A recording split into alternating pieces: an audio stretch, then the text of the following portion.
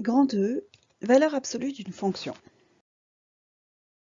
La valeur absolue de U est définie pour tout réel x de l'intervalle I par lorsque U de x est positif,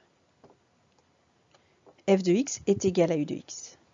Lorsque U de x est négatif, f de x est égal à moins U de x. Donc elle est égale à U de x quand U de x est positif et à son opposé quand U de x est négatif. Donc pour déterminer la valeur absolue d'une fonction, il va falloir connaître le signe de cette fonction.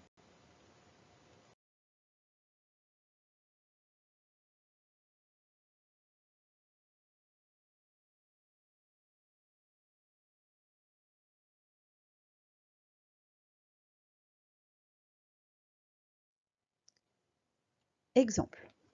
Si l'on veut déterminer la valeur absolue d'une fonction affine, si U est la fonction définie sur R par U de x égale moins 5x plus 10. Donc pour déterminer valeur absolue de U, il faut étudier le signe de U de x. Alors on reconnaît que U est une fonction affine de coefficient A qui est égal à moins 5. Donc pour étudier le signe d'une fonction affine, je vais commencer par chercher la valeur pour laquelle l'expression moins 5x plus 10 s'annule. Donc je résous l'équation moins 5x plus 10 égale 0. Ça fait moins 5x égale moins 10. Je soustrais 10 des deux côtés. Ce qui me donne x égale, maintenant je dois diviser par 5, donc moins 10 sur moins 5, ce qui me fait 2. Donc j'en déduis le signe de U de x. Je retrouve le chapitre de l'an dernier sur le signe d'une fonction affine. Donc U de x s'annule quand x vaut 2. A est égal à moins 5, donc c'est négatif après 2 et positif avant 2. Je rappelle, la fonction affine U de x égale moins 5x plus 10, comme A est égal à moins 5, il est négatif, elle est décroissante, donc elle est représentée par une droite qui descend.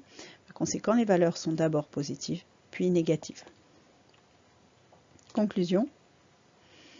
Si x est compris entre moins l'infini et 2, U de x est positif. Donc valeur absolue de U de x est égale à U de x, c'est-à-dire à moins 5x plus 10. En revanche, si x est compris entre 2 et plus l'infini, U de x est négatif. Donc, comme U de x est négatif, valeur absolue de U de x sera égale à moins U de x, c'est-à-dire moins 5x plus 10. Moins 5x, ça fait 5x, moins 10, ça fait moins 10. Donc U de x valeur absolue de U de x sera égale à 5x moins 10. À présent, voyons comment obtenir la courbe représentative d'une fonction, valeur absolue de U étant une fonction donnée. Alors je vais commencer par une première remarque. Si j'ai deux points x et y, et l'autre de coordonnées x moins y, donc c'est-à-dire qu'ils ont les mêmes coordonnées, sauf que l'ordonnée de l'un est l'opposé de l'autre. Ce qui veut dire que dans ce cas-là, les deux points seront symétriques par rapport à l'axe des abscisses. L'axe des abscisses, je rappelle, c'est l'axe horizontal. Et on va donc arriver à la propriété suivante. La courbe représentative de la fonction valeur absolue de U est confondue avec celle de la fonction U sur tous les intervalles où U de x est positif, puisqu'on a vu précédemment que quand U de x était positif, valeur absolue de U de x était positive. Donc les deux courbes sont confondues partout où U de x est positif, c'est-à-dire partout où la courbe est au-dessus de l'axe des abscisses.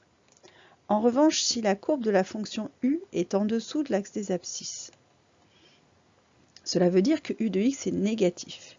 Et dans ces cas-là, la courbe de la fonction valeur absolue de I sera symétrique de la courbe de la fonction U par rapport à l'axe des abscisses. Donc ce sera la même, mais au-dessus de l'axe des abscisses.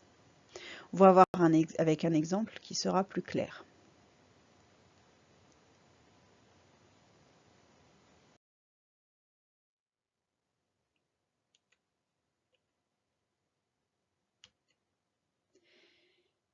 Si je reprends ma fonction affine que j'avais tout à l'heure, U de x égale moins 5x plus 10.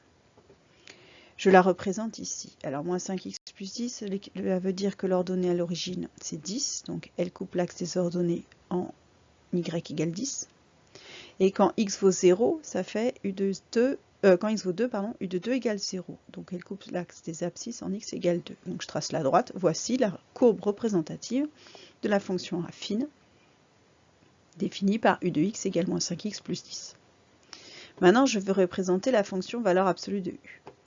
Sur tout cet intervalle, entre moins l'infini et 2, la courbe est au-dessus de l'axe des abscisses, ce qui veut dire que u de x est positive. Donc, u et valeur absolue de u auront des courbes confondues.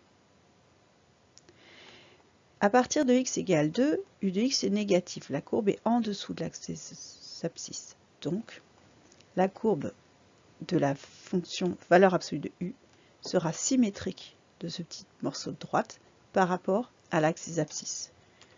Donc voici, je fais une symétrie et j'obtiens la portion de la courbe de la valeur absolue de u pour x supérieur à 2.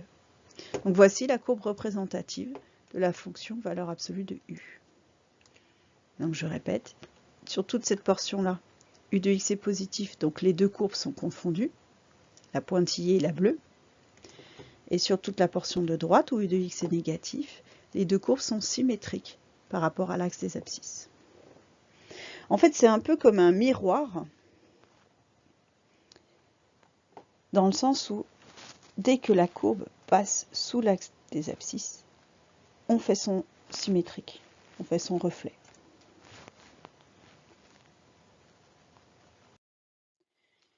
Un autre exemple, voici un signal électrique sinusoïdal, f de x égale 2 cosinus x moins pi sur 4. Donc là, j'ai représenté le signal sinusoïdal. Et si je vais redresser ce signal par exemple avec un pont de diode, c'est-à-dire obtenir la fonction valeur absolue de 2 cosinus x moins pi sur 4, je vais faire la courbe de la valeur absolue de la fonction 2 cos x moins pi sur 4. Donc partout où la fonction est positive, c'est-à-dire sur tous ces petits intervalles, je ne touche à rien. Et partout où elle est négative, je vais faire son symétrique, ce qui va me donner ceci. Donc en bleu, j'ai la courbe représentative de la fonction valeur absolue de 2 cosinus x moins pi sur 4.